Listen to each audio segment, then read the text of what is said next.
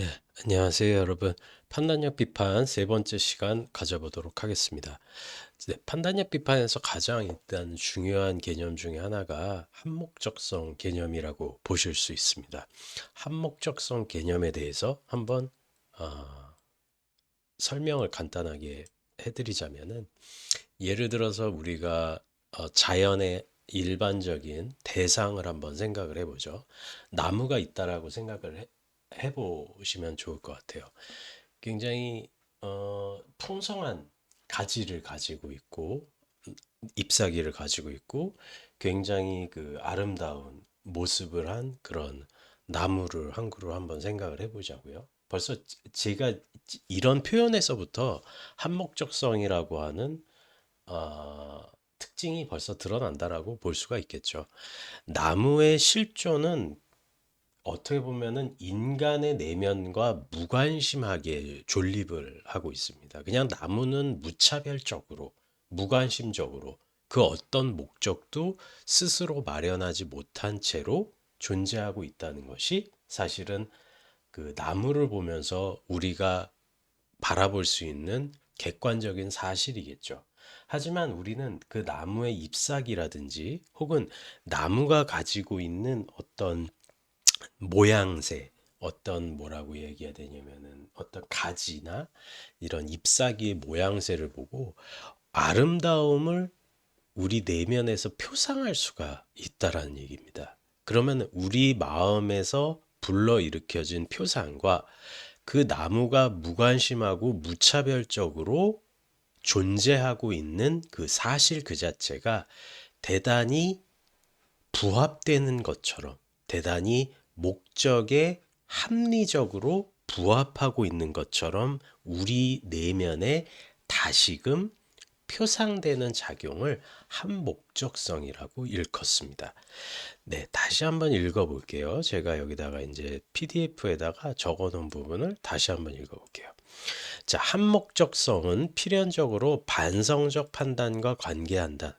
반성적 판단을 통한 표상이 대상의 고유한 형식과 일치한다고 주관의 내면에 인식되기 때문이다.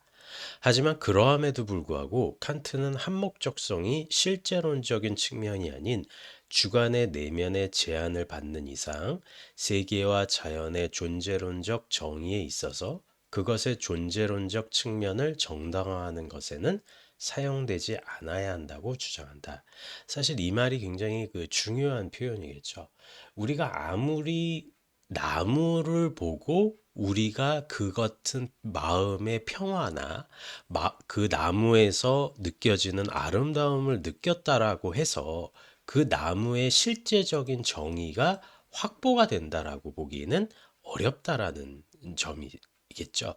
그 나무를 바라보는 우리의 내면의 표상의 문제일 뿐이지 그 나무에 아무런 정의나 실제적 수로를 더하지는 못한다라는 얘기예요. 오히려 과학적인 측면에서의 정의가 더 칸트에게 있어서는 중요하다라고 이야기를 하고 있는 겁니다. 예를 들어서 우리가 고양이를 한 마리 아주 귀여운 제가 저번 시간에도 렉돌 고양이를 말씀을 드렸는데 고양이 굉장히 귀엽죠. 렉돌 고양이. 그런데 그 렉돌 고양이를 우리가 아무리 본다라고 해서 우리의 마음속에 아무리 그 렉돌 고양이가 귀엽다, 아주 귀엽다, 뽀송뽀송하다, 아주 사랑스럽다라고 우리 마음속에 자발적으로 표현한다라고 해서 그 렉돌 고양이의 실제적인 정의가 일어난다라는 것은 아니라는 얘기예요. 그러면 렉돌이 귀엽다라고 표상이 되는 거는 렉돌이라는 대상의 실존과 우리가 렉돌의 고양이에 대해서 느껴지는 뭐야? 그 귀여움의 표상이 아무런 이질감 없이 부합이 된다라고 이야기를 하는 거죠. 물론 렉돌은 스스로가 나 너무 귀여워 뭐 이렇게 생각할 수도 있는데 그건 알 수가 없는 거죠. 렉돌 고양이의 마음을 우리가 어떻게 알겠어요? 엄밀하게 얘기해서 걔는 렉돌로 태어나고 싶어서 태어난 게 아니고 그리고 귀여워서 귀여운 걸 모른다라는 얘기예요. 이건 근대적인 차원에서 근대적인 칸트적인 미학의 차원에서 그러면 렉돌이라는 대상의 실존과 렉돌을 보고 귀여움을 느끼는 우리의 마음의 표상은 사실 아무런 관련이 없다라고 하는 것이 뭐다? 칸트의 생각이라고 보시면 돼요. 자, 조금 더 읽어볼게요. 자, 하지만 그러함에도 불구하고 이러한 한목적성의 입장은 판단력 비판의 접근에 있어서 중요한 실마리를 제공하는 것은 사실이다. 칸트의 실천 이성의 측면에서 이성의 사실인 자유는 오로지 당위에 머물렀죠. 뭐뭐 해야만 한다. 마땅히 무엇을 해야만 한다. 그런데 칸트는 판단력 비판에 이르러 살아있는 생명체의 목적에 대해서 논한다라는 얘기예요. 이러한 칸트의 논의는 생명을 통해서 유기체를 논하고자 하는 논의로 발전된다. 예를 들어서 이 유기체라는 것은 하나의 목적을 설정을 하고 그 목적에 따라서 부분들이 그 목적의 뜻에 부합하는 것을 사실은 유기체라고 우리가 이야기를 할 수가 있는 거거든요.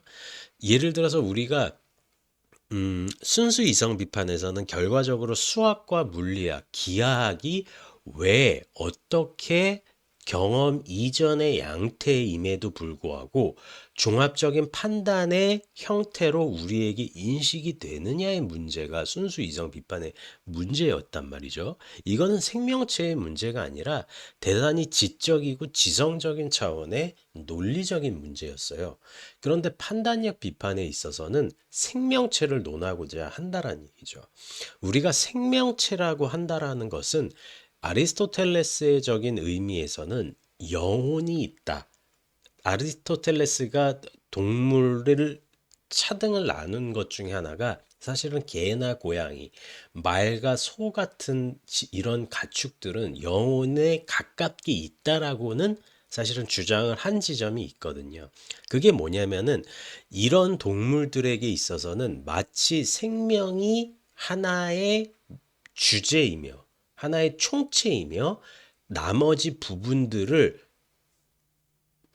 지시하는 그런 하나의 체계가 형성이 되어 있으며 그 부분들은 전체를 전체라는 목적에 종합적으로 완성된 양태로 그 생명체의 하나의 독립된 단일성을 유지시키고 있는 것처럼 여겨진다라는 얘기예요. 이것이 사실은 유기체의 특징이라는 얘기죠. 그렇다면 유기체는 어떻다? 결과적으로 생명과 관련된 생명학의 차원과 연관 지점을 형성시킬 수밖에 없다라는 지점이에요. 그리고 생명이 있다라고 우리에게 파악이 된다라고 하는 것은 어떤 의미일까요? 그것은 누군가의 목적을 통해서 그것이 산출이 되고 설정이 되고 체계화가 되었다라고 어떻게 판단하고 우리가 인식할 수가 있다라는 얘기죠. 생명이 있다라고 우리에게 인식이 된다는 얘기예요. 지금 뭐 AI나 로봇이나 뭐 인공지능이나 굉장히 논의가 많잖아요. 이런 지점도 우리가 굉장히 생각을 해볼 지점이 많은 것이 뭐냐면은 마치 그런 종류가 자발적이고 자율적이고 자신이 가지고 있는 영혼을 통해서 스스로 사유하는 것 같은 느낌을 우리에게 부여하기 때문인데 이 같은 특징은 사실은 유기체의 특징이란 이야기가 되거든요. 그러니까 이 유기체라는 특징이 우리에게 주는 시사점은 뭐냐면은 기계론적인 차원의 완벽성과 목적론적인 차원의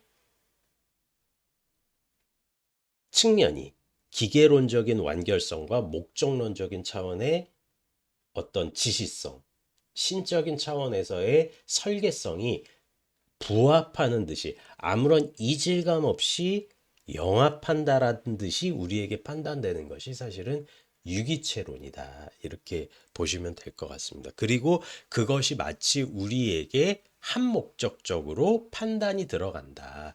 그리고 여기서 한목적성은 어떻게 보면은 생명체를 판단하는 원리 또는 우리의 마음의 내감과 대상 외부의 실존이 아무런 이질감 없이 맞물리는 것 같은 상태를 한목적성으로 파악을 하시면 된다. 이렇게 보시면 되겠습니다. 자, 이제 아름다움을 논하는 칸트의 입장으로 본격적으로 들어갈 필요가 있습니다.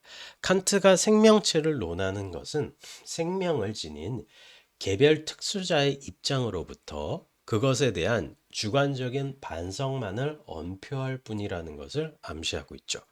이는 곧 미적인 판단, 에스테티시의 우어타일에 대해서도 비슷한 입장을 취하고 있는 것이죠. 미적인 판단은 규정적인 판단이 아니라는 점입니다. 규정적 판단의 관점에서 보면 사과는 항상 보편적인 사과 개념을 전제할 수밖에 없죠. 그러니까 예를 들어서 제가 저번 시간에도 말씀드렸듯이 모든 인간은 죽는다. 그런데 소크라테스는 인간이다. 그러므로 소크라테스는 죽는다. 이것이 사실은 규정적 판단의 원형이었죠. 그러면 반성적 판단은 어떻게 됐냐? 소크라테스는 죽는다. 그러므로 또 다른 인간도 죽을 수도 있다. 사실 이거는 올바른 판단은 아니에요. 왜냐하면 소크라테스라는 개별자로부터 대전제를 시작하기 때문이죠. 하지만 미적인 판단에서는 칸트에 따르면 모든 인간은 어떻다라는 것에서부터 시작을 할 것이 아니라 특정 개별자, 특정 우연적인 대상으로부터 시작을 할 것을 칸트는 요구하고 있습니다. 반성적 판단에서는 사과는 개인이 특정 사과를 어떻게 받아들이냐에 따라 사과의 의미가 상이하게 갈린다라고 할 수 있습니다. 이러한 미적 판단은 지성과 감각적인 대상의 기계적인 합일에서 나오지 않고 오히려 지성과 상상력의 자유로운 유희에서 나온다고 보아야 한다. 그리고 이러한 유희 개념과의 연관은 필연적으로 쾌감과 호감에 관련이 될 수밖에 없다라는 것이 칸트의 생각이죠. 자, 그렇다면 도대체 지성은 무엇이고 상상력은 무엇이냐? 다시 한번 따져볼 필요가 있겠죠. 지성은 우리가 감성적인 세계를 받아들임에 있어서 능동적으로 순수 범주의 능력으로서 그것을 인식되는 차원의 영역으로 끌어들이는 능동적인 차원의 역할을 지성이라고 보시면 돼요. 이 지성은 감각적인 대상으로부터 자유롭게 우리의 선엄적 이성, 트란센덴탈 지성이 베어스탄트, 트란센덴탈레 베어스탄트 이런 선엄적 지성이 자연적인 대상으로부터 자유롭게 스스로 능동적으로 순수 범주를 구성하는 능력을 이용하는 것을 지성이라고 하겠죠. 자, 상상력은 조금은 다를 수도 있는 의미지만, 자, 상상력은 Einbildungskraft라고 할 거예요. Einbildungskraft. 그러니까 무언가를 구성하는 능력이에요. 그러면 지성과의 차이가 무엇이냐? 이것은 직관에 따라서 종합적으로 수용하는 능력을 이야기를 한다라고 보시면 돼요. 우리가 어떤 이 휴대폰을 생각해서 이것을 지성적인 의미에서 판단을 한다라고 하면은 이거를 능동적으로 이것의 크기, 이것의 무게, 이것의 뭐 종류, 이것을 능동적으로 사유할 수가 있겠죠. 우리가 그런데 지금 이 순간에도 지금 제가 좀 밤에 이렇게 녹화를 뜨고 있기 때문에 가로등이 있겠죠. 거리에는 가로수가 있겠죠. 도로가 있겠죠. 건물이 있을 거예요. 그런 어떤 사태들이 있겠죠. 그런 것도 분열적으로 저것이 산발된 상태로 남아 있나요? 그렇지 않죠. 저것도 어떤 의미에서는 하나의 종합된 양태를 꾸려 나가고 있어요. 다만 우리가 저것에 포커스를 집중적으로 맞추지 않는다 뿐이에요. 상상력은 이런 종류의 종합이라고 보시면 돼요. 그러니까 조금 프로이트식으로 설명을 하자면 무의식적인 차원에서 이미 종합이 이루어지고 있는 거예요. 그런데 이건 무의식이 아니라 세계 자체가 어떻게 보면은 이미 종합된 영역을 구축하고 있다라고 전제하는 것이 뭐다? 상상력이다라고 보시면 돼요. 그럼 지성은 뭐다?